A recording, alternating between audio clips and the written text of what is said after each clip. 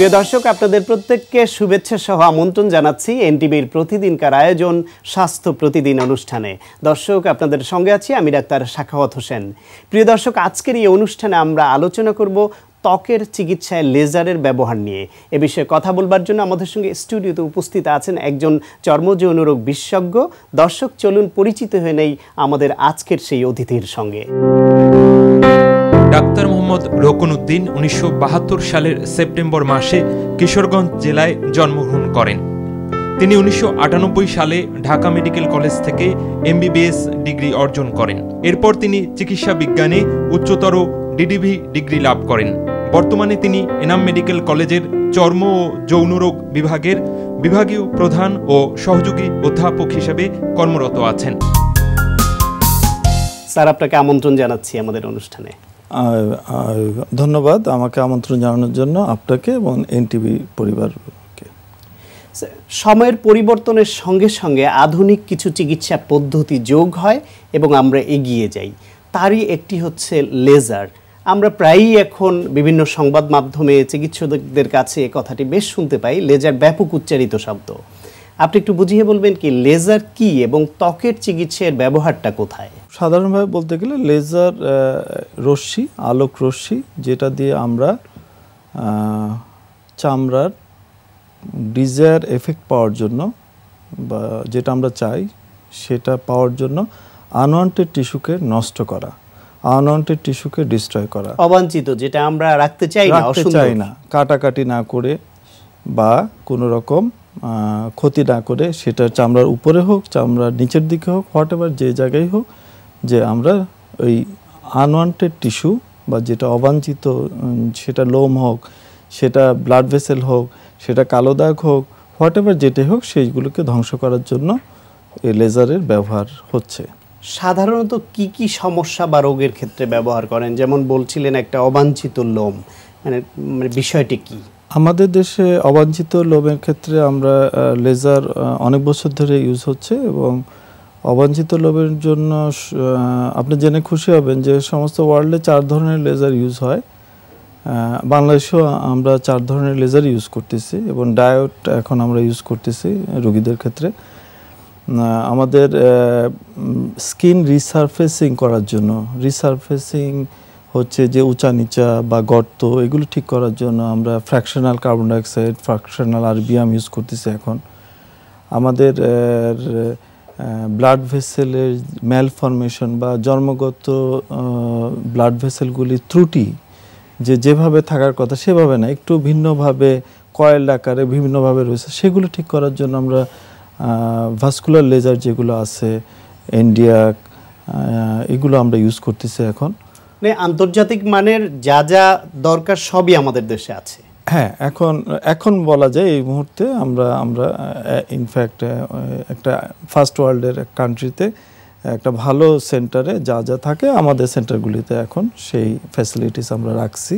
বা আপনি যদি আমাদের কিছু ছবি দেখিয়ে বুঝিয়ে বলেন যে কোন কোন ক্ষেত্রে লেজার ব্যবহার করছেন ত্বকে এবং তার রেজাল্ট কেমন? এটা একটা ব্রণের রোগী, সিস্টিক একনি আমরা বলি। এটার চিকিৎসা আর পরে এই ছবিটা, এটা একই পেশেন্টের পরবর্তীতে ভালো হওয়ার পর, এটাও একটা ব্রণের রোগী, এটা ভালো হওয়ার পরে। এটা একটা ব্লাড ভেসেলের ম্যালফরমেশন, লিম্ব ভেসেলের ম্যালফরমেশন। এটা আমাদের ভাস্কুলার, আমি এখানে এনডিয়াক ইউজ করছি এবং এটা ভালো, এনডিয়াক লং হেড এনডিয়াক ইউজ করছি ভালো হওয়ার পরে। এটা আনওয়ান্টেড হেয়ার, এটা ভালো হওয়ার পরে আনওয়ান্টেড হেয়ারের যে আমাদের যে মেন সমস্যা যেগুলো হয় সেটা হচ্ছে, এটা ডায়োড আমি ইউজ করছি, এগুলো আমরা একটু পরে আসতেছি।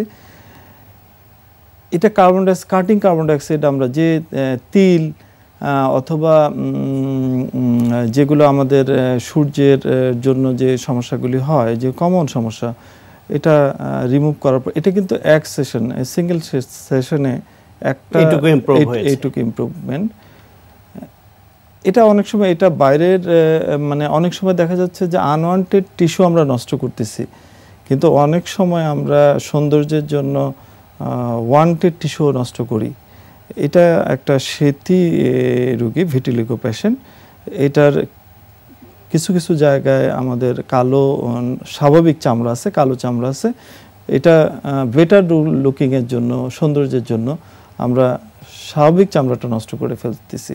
তা আমরা মুখের বেশিরভাগ অংশ এমনি সেতি হয়ে সাদা হয়ে গেছে, কিছু অংশ নরমাল আছে। হ্যাঁ, ওই যেহেতু পুরাটাকে নরমাল কন্ডিশনে ফিরিয়ে নেওয়াটা বেশি কষ্টকর বা সম্ভব নয় অনেক সময়, সেজন্য এটাকে আপনারা ওই পুরো ব্যাপারটাকে রিভার্স করে দিচ্ছি সৌন্দর্যের জন্য। আমাদের একই রকম করে দেয়া। একটা মানুষের যদি ফুল চামড়া সাদা থাকে, এটা মনে হয় এটা খুব বেশি, এটা তার অন্যান্য মানুষের কাছে অ্যাকসেপ্টেবল এটা, এবং এটা তো কোনো প্যাথোলজি না, মানে অন্য কোনো রোগ বা সমস্যা করবে না। জি, এই যে অনেক রোগে আপনারা লেজারের ব্যবহার করছেন, লেজার নিয়ে আমাদের রোগীদের মধ্যে কমনলি কিছু ভীতি কাজ করে।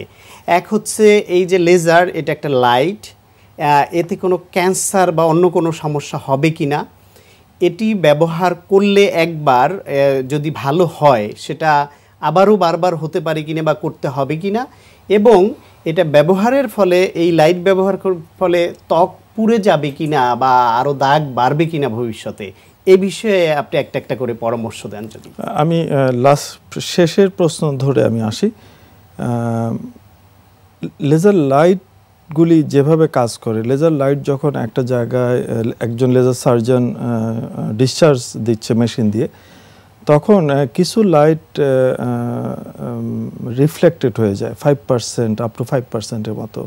কিছু লাইট আশেপাশে ছড়ায় যায়, কিছু লাইট একটা পথ ট্রান্সপোর্টেড হয়, আর কিছু লাইট টার্গেট অর্গানে যা হিট করে। এবং টার্গেট অর্গান এটা হচ্ছে যে আমাদের চামড়ায় পানি যে আছে, হিমোগ্লোবিন আছে এবং মেলানিন আছে, যার কালো দাগের জন্য, এরা লেজার লাইট অ্যাবজর্ব করতে পারে। এবং একটা ওয়েভলেন্থের লাইট, স্পেসিফিক ওয়েভলেন্থের লাইট এক একভাবে, মানে একটা দেখা গেলো মেলানিন অ্যাবজর্ব করতেছে, আর একটা হয়তো শুধু পানি অ্যাবজর্ব করতেছে। তা আমরা কি করতে চাচ্ছি সেটার উপর লাইটে কি ধরনের লাইট আমরা ইউজ করব সেটা ঠিক করি। এখন এই ঘটনাটা যখন অ্যাবজর্ব হচ্ছে টার্গেট অর্গান, তখন হিট প্রডিউস হচ্ছে, এবং যখন হিট প্রডিউস হয় তখনই এটা ডিস্ট্রয় হয়। এবং হিট যখন প্রডিউস হচ্ছে, এটা প্রশ্ন আসে যে এটা বার্ন হওয়ার সম্ভাবনা আছে এবং আশেপাশের ভালো টিস্যুকেও ক্ষতিগ্রস্ত, হ্যাঁ, সম্ভাবনা আছে। এই সম্ভাবনাটাকে মিনিমাইজ করার জন্যই কতগুলি জিনিস, যে আমার পক্ষ থেকে আমি সবসময় বলি যে বেস্ট টেকনোলজি এবং অ্যাপ্রোপ্রিয়েট টেকনোলজি এবং অ্যাপ্রোপ্রিয়েট মেশিন। এবং আপনি জানেন যে এখনকার সাপোজ আমি যদি উদাহরণ হিসেবে বলি, কার্বন ডাইঅক্সাইড একটা লেজার মেশিন, আপনি চাইনিজ অরিজিন যদি নেন, আপনি ইভেন 5 লাখ টাকায় কিনতে পারবেন বা তার চেয়ে কম টাকাও কিনতে পারবেন। কিন্তু কোরিয়ান অরিজিন যদি নেন, সেক্ষেত্রে 18-20 লাখ টাকায় নিতে পারতেছেন।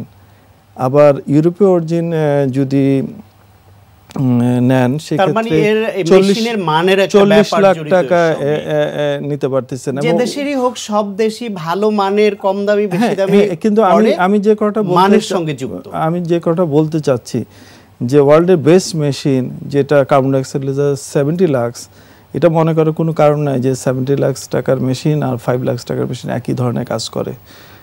মেবি দুইটার ওয়ে অফ ওয়ার্কিং একই রকম। ম্যান বিহাইন্ড দ্য মেশিন খুব গুরুত্বপূর্ণ। ম্যান বিহাইন্ড দ্য মেশিন গুরুত্বপূর্ণ, এবং মেশিনও গুরুত্বপূর্ণ। কারণ মেশিন যদি খুব সফিস্টিকেটেড না হয়, অ্যাপ্রোপ্রিয়েট না হয়, সেক্ষেত্রে লেজারে কিন্তু অনেক ঝামেলা তৈরি হবে। এবং সেকেন্ড, আপনি যেটা বলছেন যে man behind the machine, this is important. কারণটা হচ্ছে যে মানে ডিজিজ আগে আইডেন্টিফিকেশন করতে হবে যে অসুখটা কি, তারপরে তো আমি কি ইউজ করব, আমি আরবিয়াম লেজার ইউজ করব না, কার্বন ডাইঅক্সাইড ইউজ করব না, এনডিআর ইউজ করব, নির্ধারণ করতে হবে। ফলে তার অভিজ্ঞতা এবং ক্যাপাবিলিটির প্রশ্ন। এক্স্যাক্টলি। আমি আরেকবার যদি একটু বলেন যে ক্যান্সার হওয়ার যে ভয়টা, সেটি কি এ থেকে আছে? না, ক্যান্সার একদমই না। এবার খুব সংক্ষেপে একটু জানতে চাইবো যে লেজার চিকিৎসা অত্যন্ত আধুনিক চিকিৎসা, এবং আধুনিক চিকিৎসা আপনি মেশিনের অনেক দাম বলছেন, মানি একটু ব্যয়বহুল চিকিৎসা। এভারেজ আমাদের দেশে লেজার চিকিৎসার ব্যয় কেমন? এটা আসলে যদি আনওয়ান্টেড হেয়ারের ক্ষেত্রে বলেন, যদি আনওয়ান্টেড হেয়ারের ক্ষেত্রে পিছনের প্যাথোলজি না থাকে, কি কারণে, যদি তার পুরুষ হরমোন লেভেল ঠিক থাকে, তার পলিসিস্টিক ডিজিজ না থাকে, সেক্ষেত্রে কিন্তু কস্টিং খুব বেশি না, হয়তো 3টা থেকে 5টা সেশন লাগবে। কিন্তু প্রতি সেশনে কেমন খরচ? এটা ডায়েটের ক্ষেত্রে আমাদের 5 থেকে 6,000 টাকা থেকে শুরু করে অনেকে বেশিও নিচ্ছে। যদি এভারেজ 30 থেকে 40,000 টাকায় যদি 5 থেকে 7 সেশনের একটা চিকিৎসা সম্পন্ন করা সম্ভব। আশা করি এটা আমাদের অনেকেরই নাগালের মধ্যে আছে, তারা আগ্রহী হবেন। আপনাকে অনেক ধন্যবাদ। আপনাকেও ধন্যবাদ আমাকে আমন্ত্রণ জানানোর জন্য। প্রিয় দর্শক, আমরা শুনছিলাম ত্বকের সমস্যায় লেজার ব্যবহার করে চিকিৎসা পদ্ধতি কি, সে বিষয়ে অত্যন্ত প্রয়োজনীয় কিছু পরামর্শ আশা করি আপনাদের কাজে লেগেছে। দর্শক, অনুষ্ঠানের এ পর্যায়ে ছোট্ট একটা বিরতি নিচ্ছি, আমাদের সঙ্গেই থাকুন। প্রিয় দর্শক, বিরতির পর আবারও আমন্ত্রণ স্বাস্থ্য প্রতিদিন অনুষ্ঠানে। দর্শক, এখন আপনাদের জন্য রয়েছে নিয়মিত আয়োজন সুস্থ দেহ সুস্থ মন। আজকে আমরা ফ্লো করব, ভিনিয়াসা ফ্লো। ইয়োগার গ্রুপ ক্লাসগুলোতে আমরা সূর্য নমস্কার বা সান স্যালুটেশন দিয়ে শুরু করি, এটা ওয়ার্ম আপ হিসেবে, কিন্তু আমরা তার সাথে আরও কিছু ইয়োগার মুভস অ্যাড করে টোটাল একটা ওয়ার্কআউটের মতো করে করব। এটাকে বলে ভিনিয়াসা ফ্লো। ফ্লো মানে হচ্ছে যে আপনি আলাদা আলাদা আসন একসাথে করে, যেন দিনে যদি 10 মিনিট সময় পান, যে না আমি ব্যস্ততার কারণে ব্যায়াম করার কোনো সময় পাচ্ছি না, তাহলে আপনি এটা করতে পারেন যে 10 মিনিটই এই ফ্লোটা আপনি 2বার করে বা 3বার করে করলেন। তাতেই হবে যে মেরুদণ্ডের যে কাজগুলো, যে সামনে ঝোঁকা, পিছিয়ে যাওয়া বা পাশে, আমরা সবসময় জানি যে মেরুদণ্ডটা হচ্ছে মানুষের লাইফলাইন বা তারুণ্যটা ধরে রাখতে গেলে আমরা মনে করি যে কালো চুল ওটাই বুঝি তারুণ্য। আসলে সেটা না, সেটা হলো যে আপনার স্পাইন যত বেশি ফ্লেক্সিবল থাকবে, যত বেশি মোবিলিটি থাকবে, ফ্লেক্সিবিলিটি থাকবে, ততই কিন্তু একজন মানুষ সেই পরিমাণ ইয়াং। তো আমরা এই মুভগুলো করব, যা আপনারা দেখবেন যে এতে আপনার স্পাইনের সবগুলো কাজই হবে। ওকে, এখানে গ্রুপে আমার সাথে আছেন তাসরিন, লিও, শম্পা, চৈতি এবং নুষা। ওকে, and start করছি আমরা with the count and inhale and exhale, inhale up, exhale down, inhale and go to the plank jump, and exhale push down, inhale to upward dog, exhale to downward dog. Stay, right leg up, and inhale to front, exhale look front, and inhale to crescent pose, exhale to warrior 2, and inhale to reverse warrior, exhale to side angle, and then inhale to reverse warrior again, exhale to warrior 2, and inhale to crescent, exhale down, inhale right leg back to the plank, exhale to chaturanga, inhale to upward dog, exhale to downward dog. Stay, then inhale left leg up, exhale front, inhale look front, and exhale crescent pose, inhale to warrior 2, exhale to reverse warrior, inhale to side angle, exhale to reverse warrior again, inhale to warrior 2, exhale to crescent pose, inhale arms down, exhale legs back, inhale to chaturanga, exhale upward dog, inhale downward dog, steady breathe, inhale look front, exhale and jump front, inhale to up, exhale to down, inhale all the way up, and exhale down. Okay fine, this was vinyasa flow. আমরা একটা পর্যায়ে দেখালাম, আপনারা যদি পছন্দ করেন বা আগ্রহী হন তাহলে আমরা পরবর্তীতে এর অনেকগুলো মুভ দেখাবো, এবং আমরা আশা করব যে যারা একটা লেভেলে আছেন, যে বেসিক ফাউন্ডেশনগুলো কোর্সগুলো আপনাদের করা আছে, তারা এই মুভগুলো করে বেশ উপকার পাবেন। প্রিয় দর্শক, আমরা জানি মাশরুম অত্যন্ত পুষ্টিকর এবং এর রয়েছে রোগ প্রতিরোধী ক্ষমতা। তাই চলুন এ বিষয়ে একজন পুষ্টিবিদের কাছ থেকে শুনি মাশরুম কতটা খাবেন, কেন খাবেন। বর্তমান সময়ের বহুল পরিচিত একটি খাবার হলো মাশরুম। আমরা সাধারণত রেস্টুরেন্টে এই খাবারটি খেয়ে থাকি, তবে এর পুষ্টিমূল্য যখন আমরা জানবো তখন আমরা কিন্তু প্রত্যেকেই স্বাভাবিক খাবার হিসেবে এটিকে বাসাতে গ্রহণ করতে পারি।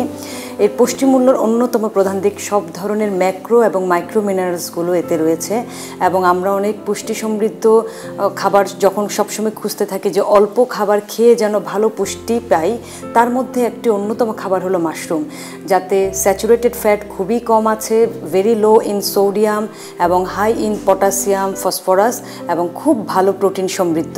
আরেকটি গুরুত্বপূর্ণ বিষয় আছে এর মধ্যে, সেটি হলো যে খাদ্য আঁশ।